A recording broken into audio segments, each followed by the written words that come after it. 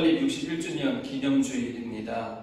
하나님께서 1964년 4월 26일에 우리 교회를 세워주신 대로 61년 동안 매 주일마다 매일마다 예배를 허락해 주셨습니다.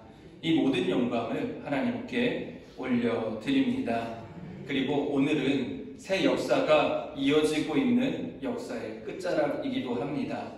여러분이 계속해서 우리 장의회의 역사를 이어가 주시기를, 또 예배의 역사가 계속되기를 간절히 소망합니다. 61주년 기념주일 예배를 준비하면서 기도하는 중에 하나님께 이렇게 물어봤었습니다. 하나님, 좋은 교회가 무엇입니까? 사랑하는 성도 여러분, 여러분이 생각하는 좋은 교회는 어떤 교회입니까? 아니, 그 전에 교회는 무엇일까요? 교회라는 단어는요, 한자입니다. 이 교회라는 단어가 우리에게 오기까지는요, 그 전에 영어가 있었고요. 그 영어는 다시 라틴어에서 왔습니다. 그리고 그 라틴어는 헬라어, 신약 성경을 쓴 그리스어에서 시작됐는데, 성경에 보면요, 교회라는 단어가 처음 나온 게 신약 성경에 에클레시아라는 단어입니다. 이 에클레시아라는 그리스어는요, 불러 모은 사람들이라는 뜻입니다. 그러니까 예수님께서 부르신 사람들을 에클레시아, 교회라고 부르는 것입니다. 그렇기 때문에 교회는 예수님을 믿고 따르는 사람들입니다. 그래서 교회는 건물이 아니라 바로 여러분들이 교회입니다. 그러면요, 이제 조금 더 쉬워지겠죠? 좋은 교회란 어떤 교회이겠습니까? 대한민국에 정말 많은 교회들이 존재합니다. 그런데 똑같은 교회는 하나도 없습니다. 왜냐면요, 그 교회의 성도들의 신앙과 성품이 다 다르기 때문입니다. 그래서 좋은 교회는 무엇으로 해서 결정되는가?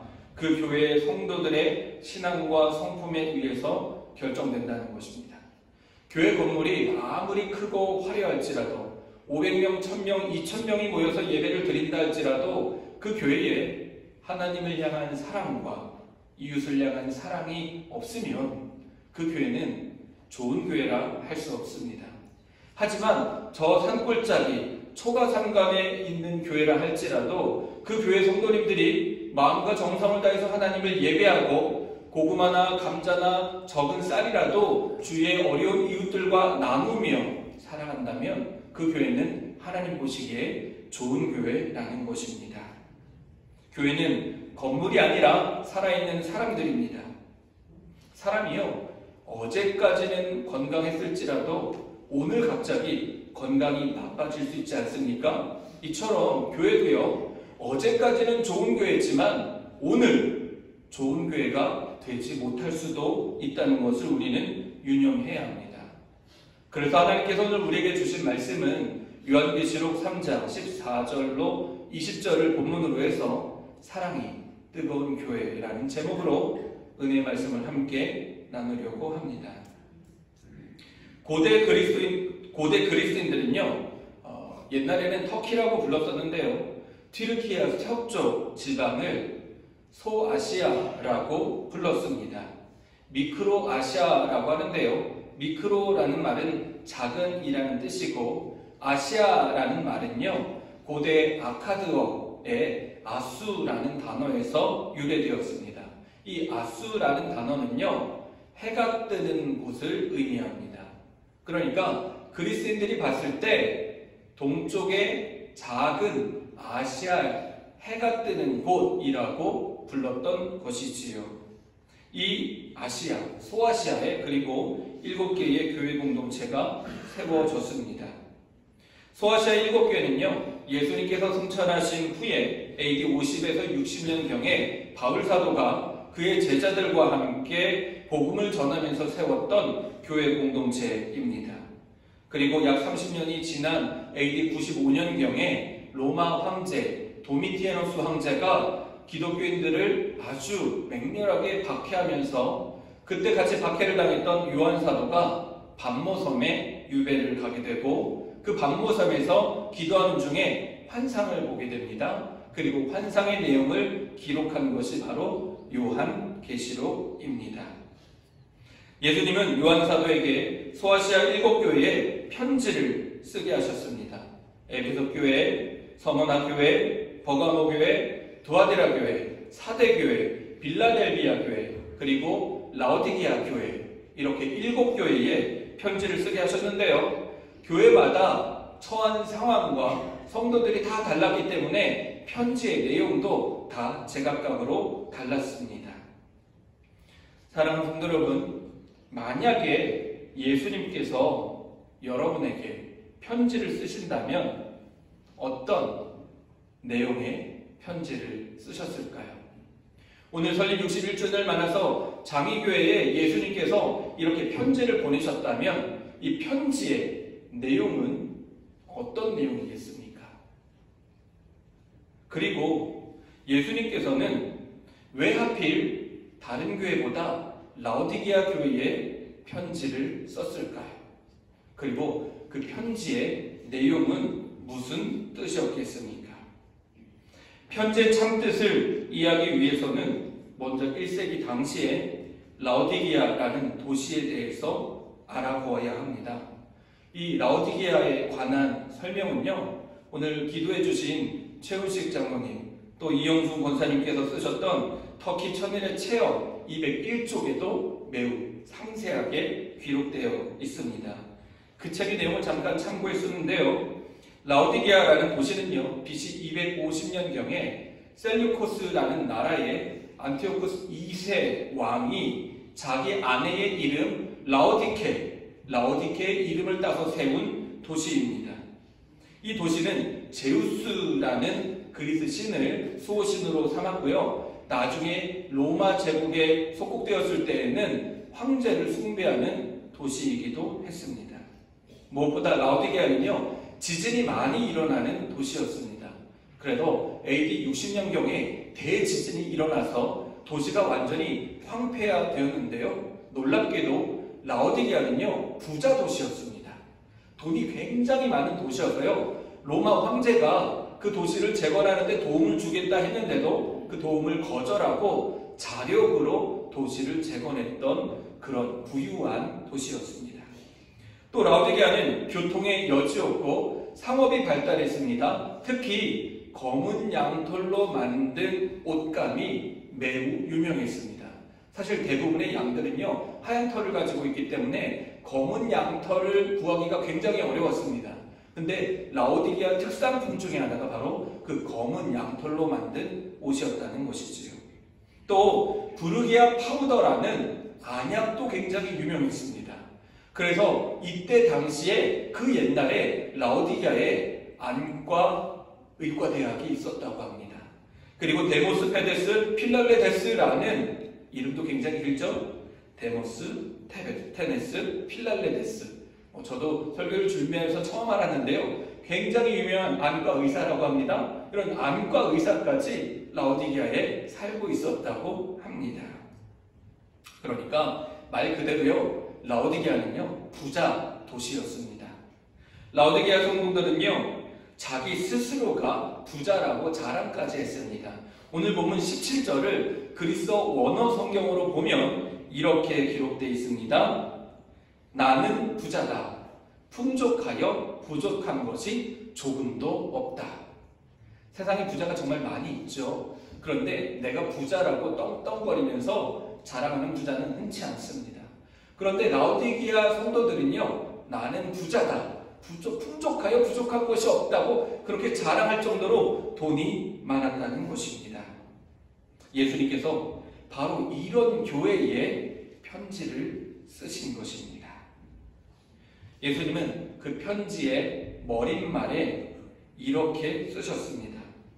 아멘이신 분이시요, 신실하고 참되신 증인이시요, 하나님의 창조의 처음이신 분이 말씀하신다.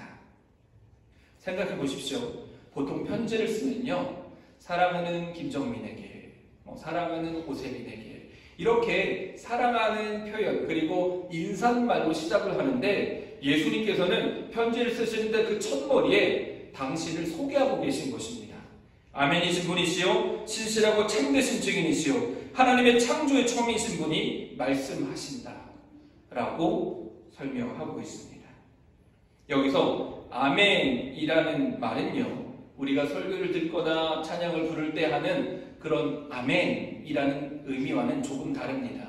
그럴 때 하는 아멘은요, 네, 저도 그렇게 생각합니다. 저도 말씀에 동의합니다. 저도 말씀에 순종하겠습니다 라는 의미인데요, 예수님을 소개할 때 아멘이신 분이라고 할 때 아멘은요, 진실하신 분이라는 뜻입니다.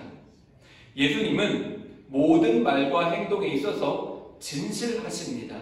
그분은 우리를 속이거나 가면을 쓰고 이중적인 모습으로 우리를 대하지 않으시는 참으로 진실하신 분이라는 것입니다. 또 예수님은 신실하십니다. 말씀하시고 약속하신 것은 반드시 지키시기 때문에 신실하신 분입니다. 또 예수님은 참되신 증인입니다. 무엇을 증거하십니까? 하나님의 사랑과 하나님의 공의를 증거하십니다.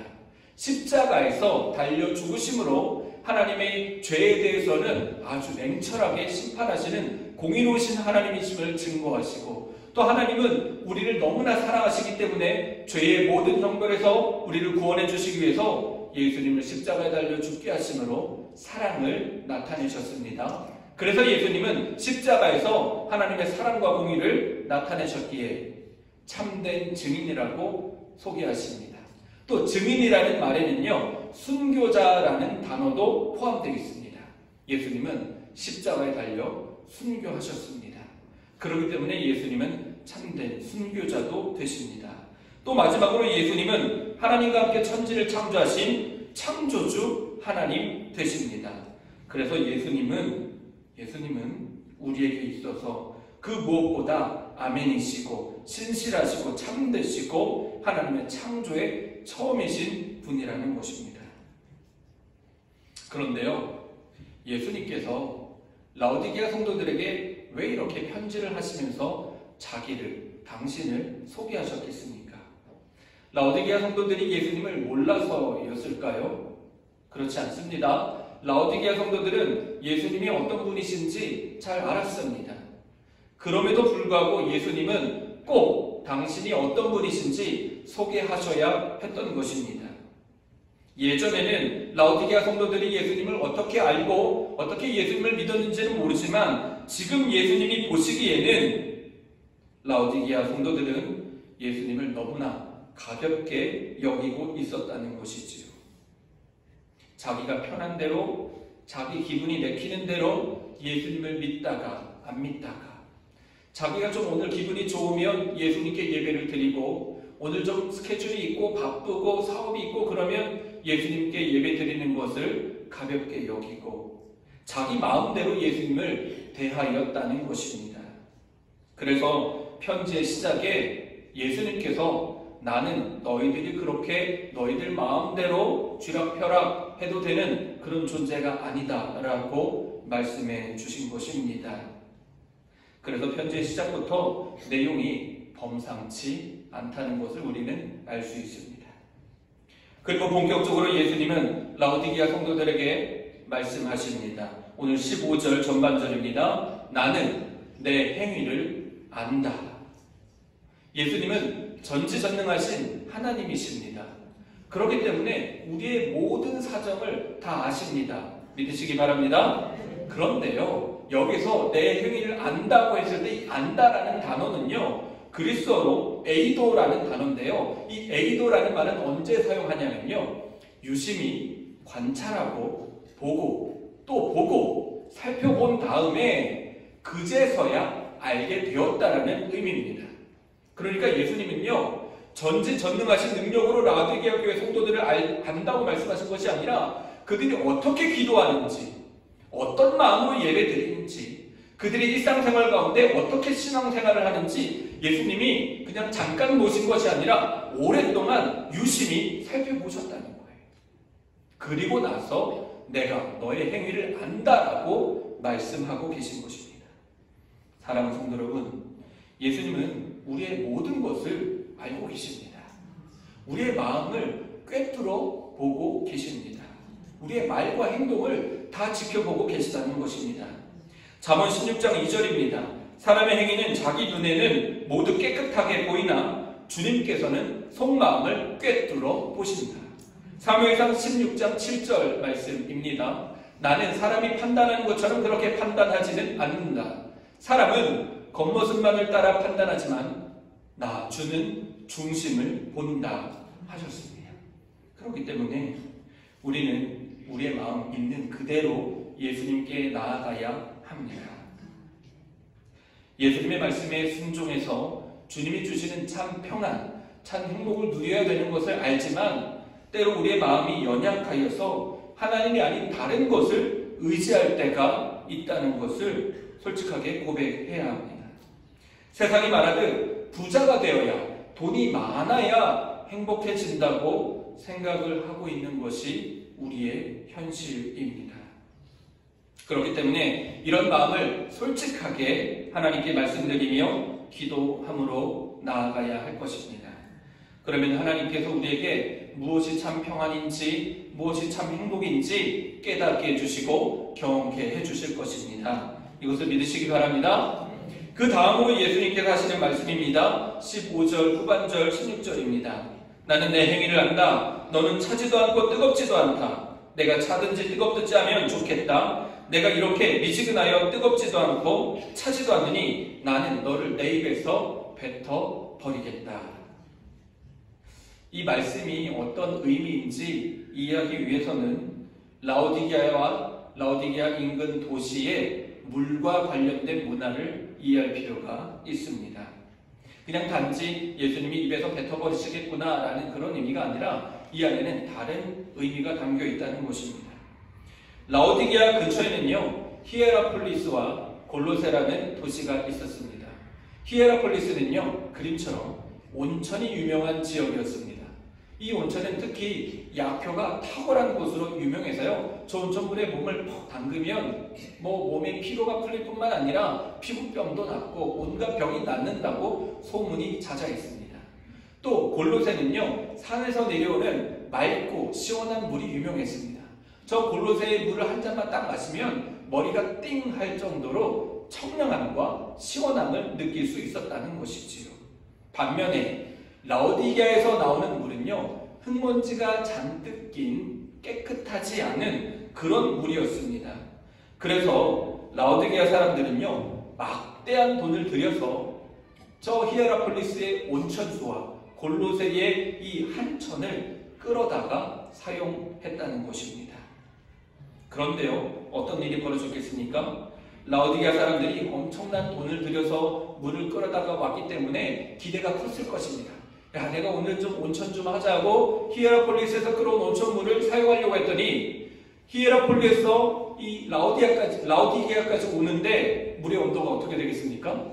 뜨거운 물이 식어지는 것입니다. 그래서 이 라오디게아에 도착하니 뜨거운 물이 미지근해졌고, 또 골로새의 시원한 물을 마시고 싶어서 골로새 물을 딱 떠가지고 마셨더니 어떻습니까? 골로새의 차가운 물이 라오디게아까지 오면서 물이 미지근해진 것입니다. 그러니 물을 마셨을 때 시원함은 웬걸요? 미지근해지니 이 물맛이 꼭 라오디게아 물과 같아서 입에서 뱉게 되는 것입니다. 이처럼 물을 뱉어버린다는 것은요, 라오디게아 사람들에게는 비일비재한 일이었습니다. 라오디게아 성도들은 그래서 예수님이 하신 말씀, 입에서 뱉어버리겠다는 말씀이 무슨 뜻인지 정확하게 알고 있었습니다.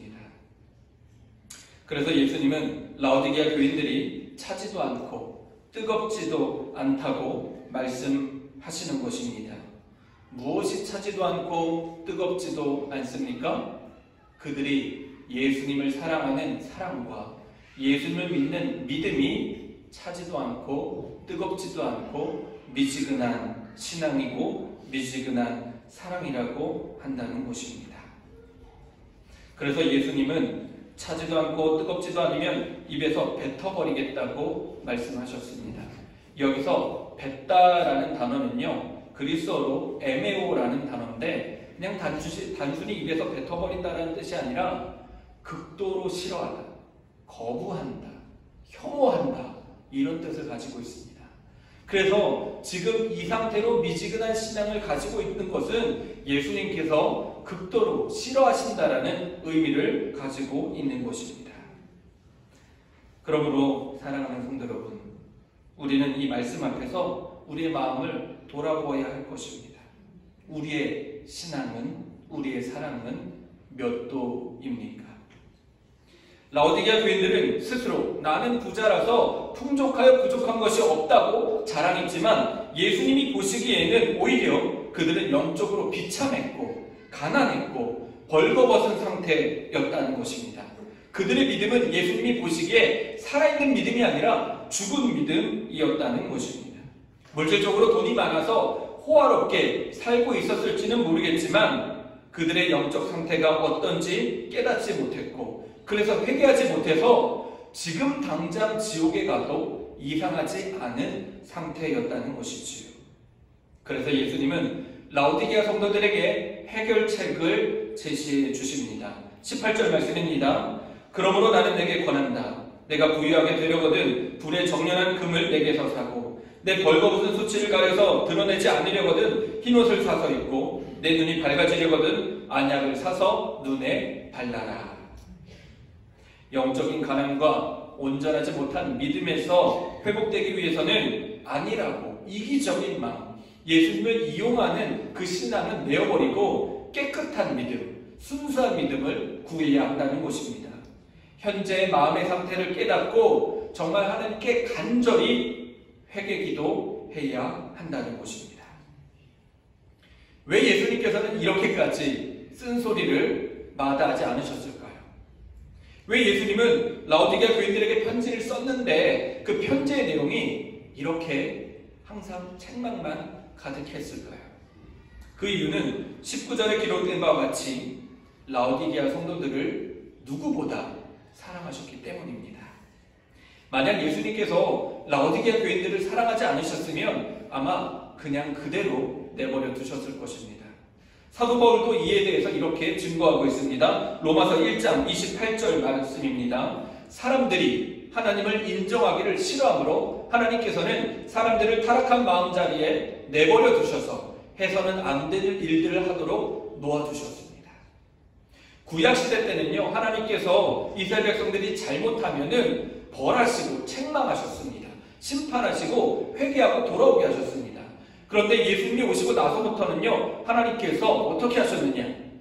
만약에 하나님을 싫어하고 하나님을 인정하고 하나님께 돌아오지도 않고 예배하지도 않으면 그냥 내버려 두셨다는 것입니다. 그 죄의 자리에 해서는 안 되는 일들을 계속 하도록 내버려 두셨다는 것입니다. 하지만 예수님께서는 라오디게아 성도들을 그냥 내버려 두지 않으셨습니다. 대충 회개하고 싶으면 회개하라는 거면이 아니라 열심을 다하여서 노력하고 회개해야 한다고 강조하고 간곡하게 말씀하고 계신 것입니다. 그리고 지금 예수님께서는 라오디게아 교회 문 밖에서 문을 두드리고 계십니다. 20절 말씀입니다. 보아라, 내가 문 밖에 서서 문을 두드리고 있다. 누구든지 내 음성을 듣고 문을 열면 나는 그에게로 들어가서 그와 함께 먹고 그는 나와 함께 먹을 것이다. 아멘. 굉장히 유명한 말씀이죠? 다 아시는 말씀일 것입니다. 그런데 이 말씀의 상황을 생각해 봐야 한다는 것입니다. 지금 예수님이 어디 계십니까? 문 밖에 서 계십니다. 왜 문 밖에 서 계시겠습니까? 왜 예수님이 문 밖에 서 계십니까? 너무나 안타깝지만 라오디게아 교회 성도들이 문을 열어주지 않았기 때문입니다. 예수님이 마음 안에, 교회 안에 계셔야 하는데 지금 그 안에 계시지 못하고 문 밖에 서 계신 것입니다. 예수님이 안 들어가신 것이 아닙니다. 성도들이 예수님을 자기 마음에, 자기 삶에 모셔드리지 않은 것입니다. 모셨다고 생각했을지 모르겠지만 실상은 예수님을 모셔드리지도 않았고 예수님을 섬기지도 예배하지도 않고 있다는 것입니다. 사랑하는 우리 장애교회 성도 여러분, 설립 61주년을 맞는 오늘 주일, 우리는 이 말씀 앞에서, 하나님 앞에서 솔직하게 반응해야 합니다. 지난 60년 동안 예수님이 우리 장애교회 안에 우리 선배님들 안에 계셨다 한들 오늘 예수님이 우리 장애교회에 안 계시면 무슨 소용이 있겠습니까? 지금 예수님께서 여러분 마음 안에 계시지 않으면 지난 61년의 역사가 무슨 소용이 있겠습니까? 예수님이 지금 내 마음 안에 계신지 아니면 나 혼자 그렇게 착각하고 있는 것은 아닌지 점검해 보아야 한다는 것입니다. 예수님을 마음에 모셨다는 것은 영과 진리로 예수님을 예배하며 예수님의 말씀에 순종하는 삶을 살고 있다는 것입니다. 지금 우리가 이 성전에 앉아서 예배를 드리고 있지만 내 마음이 다른 곳에 가 있다면 그건 예수님을 마음에 모신 것이라고 할 수 있을까요? 우리가 말씀을 정말 많이 읽고 듣고 묵상하지만 집에 돌아가서는 배고픈 사람에게 빵 하나 건네지 못하고 목마른 사람에게 물 한 잔 건네지 못한다면 과연 예수님을 내 마음 안에 모시고 있다고 말할 수 있겠습니까? 예수님을 마음에 모셨다는 것은 영과 진리로 하나님을 예배하고 마음과 뜻과 힘과 정성을 다해서 하나님을 사랑하고 이웃을 사랑하는 삶입니다. 예수님께서 마음 안에 계심을 느끼고 확신하고 계시다면 정말 감사합니다. 계속해서 예수님을 사랑으로 섬기시기 바랍니다. 만약에 그런데 만에 하나 혹시라도 그런 분이 안 계시겠지만 지금 예수님께서 내 마음 안에 계신지 안 계신지 확신이 없으시다면 이 시간 다시 한번 여러분의 마음 문을 열어드리시기를 소망합니다. 방법은 쉽습니다. 진심을 다해서 예수님 내 마음을 엽니다. 내 안에 와주십시오. 예수님 이름으로 기도합니다. 아멘. 이렇게 하면 됩니다. 우리가 마음 문을 열어드리면 예수님이 우리 안에 들어오셔서 우리와 함께 먹고 우리는 또 예수님과 함께 먹을 것이라 말씀해 주셨습니다. 이스라엘 지역에서는요, 함께 식사를 한다는 것, 함께 밥을 먹는다는 것은 굉장히 친밀한 관계를 맺는 사랑의 의식 같은 것이었습니다. 그래서 구약성경 출애굽기 24장 9절에서 19절을 보면요, 이렇게 기록되어 있습니다.